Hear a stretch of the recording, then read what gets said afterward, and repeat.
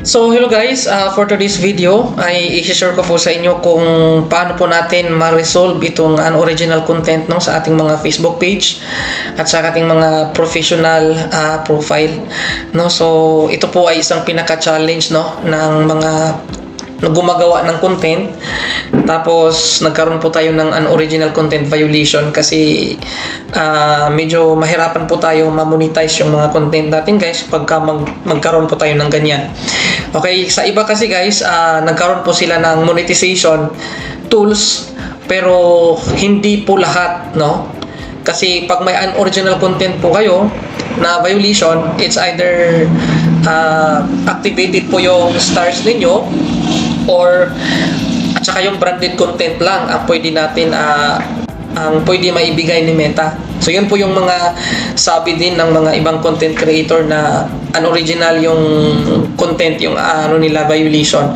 So unlike na clear talaga yung page natin, mas 100% na ma-monetize yung content natin pag wala po tayong violation. Kaya yan po yung i-share ko po sa inyo ngayon guys, step by step. Kaya wag po kayong bibitiw hanggang dulo dahil ituturo ko po sa inyo paano po natin yan alisin sa ating mga Facebook page. Ano po yung ginawa ko para mawala po yan.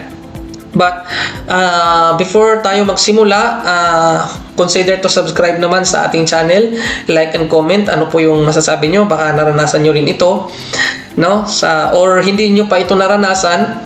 So okay na rin na magkaroon po tayo ng mga tips para sa magkaroon tayo ng mga ganitong mga problema sa ating page ay magamit po natin to. So wag natin patagalin guys, punta na po tayo sa ating Facebook no. So dito sa ating Facebook guys, ayan, unang-una ang Facebook ko, ang Facebook page na ito ay isa po siyang affiliate no na Facebook page. Ang pinopost ko po dito ay mga product no, mga image galing from company no, Adidas, mga Nike, ganun. So ang mga video naman dito guys ay akin talaga. Ayan, akin po ito.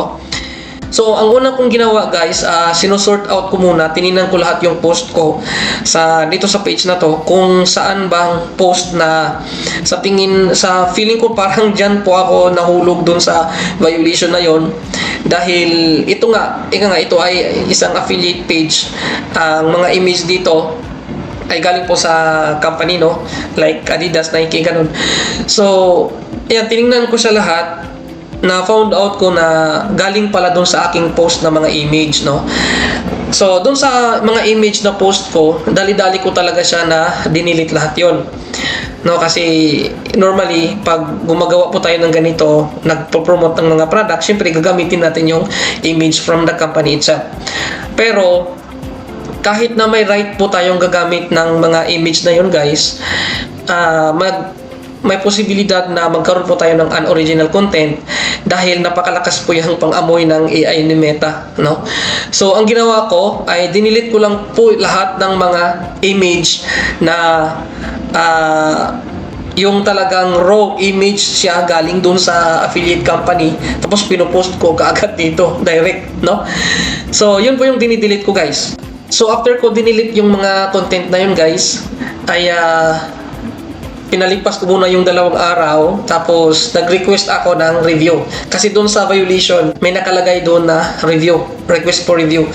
So nag-request ako ng review, and then sabi nga nila 24 to 48 hours ay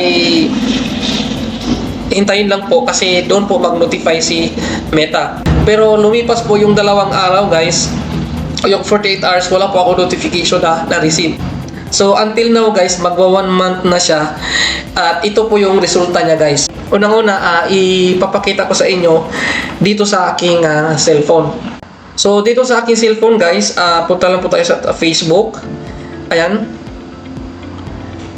click natin itong manage. So dito sa manage, mayroong page recommendation. So, pindutin natin yan. So recommendable po yung page natin. Dito sa baba, mayroong page quality. Pindutin natin to. Ayan, so page has no issues din. Pero pagdating dito sa monetization, pindutin natin yan. Ayan, mayroon pa rin siyang unoriginal content kasi recent violation. Kaya guys, sa tingin ko, bakit andito pa rin yung recent violation na to.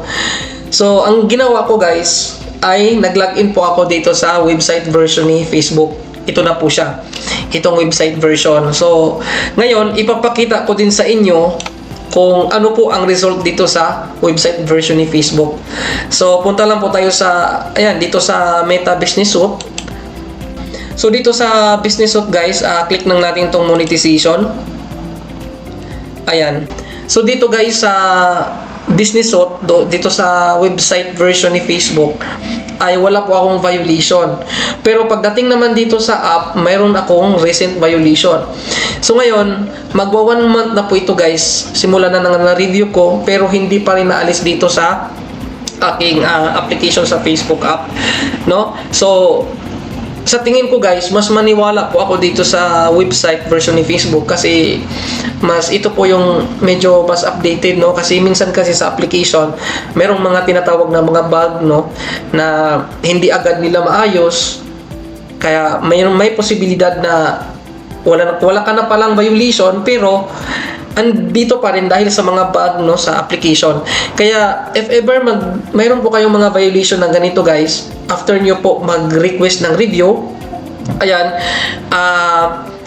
try nyo mag-login sa website version, baka ang inyong violation ay wala na, pero dito sa inyong application dito sa Facebook, andito pa rin, no? So ito po yung isang challenge, no, sa atin. Nag-akala natin ay mayroon pa pala tayong violation pero sa totoo wala na pala.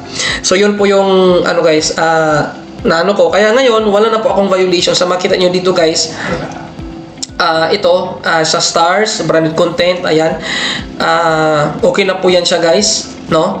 So hindi pa naman tayo monetize, no, kasi kulang pa yung eligibility natin. Ayan. Pero doon sa monetization guys, violations is 0 na po. Ayan. So hopefully guys, ang video na ito ay nakatulong po sa inyo. And wag natin kalimutan mag-subscribe again, like, and comment sa ating mga videos. Kung ano po ang masasabi ninyo. Kung mayroon po kayong gustong mga topic, no, comment lang po kayo sa baba. And then again guys, thank you for watching. And see you next.